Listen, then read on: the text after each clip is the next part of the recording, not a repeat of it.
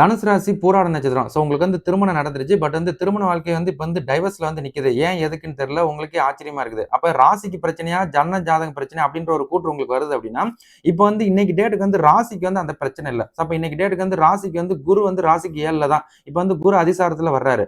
அப்ப ராகு கேதுவோட தாக்கமும் கிடையாது, சனியோட தாக்கமும் கிடையாது. பட் இருந்தாலும் வந்து உங்களுக்கு வந்து ஏன் இந்த திருமண வாழ்க்கையில வந்து பை மிஸ்டேக்ஸ் இருக்கு அப்படின்ற ஒரு கேள்விக்கு உங்களோட கணவரோட ஜாதகம் ஒருவேளை திருமண வாழ்க்கை கெட்டு போயிருந்துச்சுன்னா, உங்களோட ஜனன ஜாதகம் ஒருவேளை திருமண வாழ்க்கை கெட்டு போயிருந்துச்சுன்னா சிலருக்கு இந்த மாதிரி வந்து பாதி வாழ்க்கையில இருந்து அடுத்து வந்து நம்ம வந்து இந்த மாதிரி டைவர்ஸ் ஒரு பிரிவு இந்த மாதிரி விஷயங்களை சந்திப்போம். அது வந்து உங்களோட ஜனன ஜாதகத்துல பை மிஸ்டேக்ஸ் இருந்தால் இந்த பிரச்சனை இருக்கும்.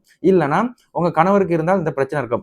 இதுல 2 பேருமே தோஷம் பண்ற ஜாதகமா இருந்தா இது வந்து அந்த டைவர்ஸ் வரைக்கும் போகாது. அங்க போனா கூட மறுபடியும் நீங்க ஒன்று சேர்க்கக்கூடிய விஷயத்தை ஏற்படுத்திடும். ஒருவேளை உங்க 2 பேர்ல யாராவது ஒரு ஆளுக்கு வந்து தோஷம் பண்ற ஜாதகமா இருந்துச்சு அப்படின்னா இது ஆசை 60 மோகம் 30 மாதிரி 90 நாள் 6 மாசம் 1 வருஷம் அதோட அந்த வாழ்க்கை தரம் வந்து அடுத்த கட்டத்துக்கு நாங்க வந்து இதுல தொடர முடியாது அப்படின்னு பிரிவை எதிர்பார்க்குற மாதிரி கொண்டு வந்துடும். அப்ப நீங்க வந்து உங்களோட ஜனன ஜாதகத்தை ஃபர்ஸ்ட் டபுள் செக் பண்ணுங்க. ஜனன ஜாதகத்துல தோஷம் பெற்றிருக்குதா இல்ல திருமண வாழ்க்கை தான் கெட்டு போயிருக்குதா அப்படின்னு ஃபர்ஸ்ட் உங்களோட ஜாதகத்தையும் அதுக்கப்புறம் உங்களோட கணவர் ஜாதகத்தையும் டபுள் செக் பண்ணிக்கோங்க.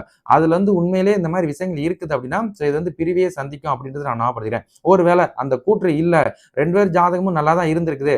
பட் குறிப்பிட்ட டைமிங்ல வந்து உங்களோட கணவர் ஜாதகத்துக்கு வந்து பை மிஸ்டேக்ஸ் ராசிக்கு இருந்துச்சு அப்படின்னா அது நீங்க கோர்ட் வரைக்கும் போனா கூட அங்க உள்ள கவுன்சிலிங் அடிப்படையில் வந்து மறுபடியும் சேர்ந்து வாழ்வதற்குரிய விஷயத்தை ஏற்படுத்திடும். அப்படி அந்த மாதிரி ஆப்பர்ச்சுனிட்டிஸ் இருந்துச்சுன்னா கண்டிப்பா மறுபடியும் நீங்க 2 பேரும் ஒன்று சேர்ந்து வாழ்வீங்க அப்படின்றத நான் ஞாபகப்படுத்துறேன். அதுக்கு முன்னாடி உங்களோட ஜாதகத்தையும் உங்க கணவர் ஜாதகத்தையும் டபுள் செக் பண்ணிக்கோங்க. அதன்படி அதுக்கப்புறம் ஒரு முடிவுக்கு நீங்க வர்றது நல்லது அப்படின்றத உங்களுக்கு நான் ஞாபகப்படுத்திக்கிறேன். சரிங்களா?